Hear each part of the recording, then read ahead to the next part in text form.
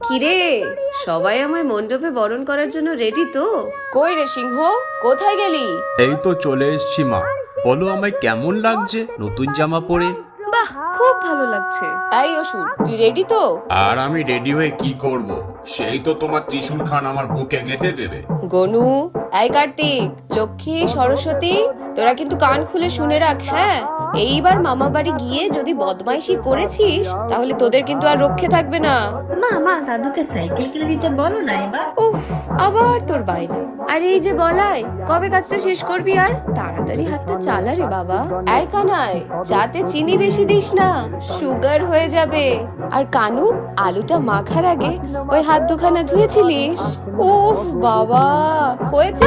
বছর বছর আসতে হবে তোমায় দুর্গা, না সুখ যায় সাজতে হবে।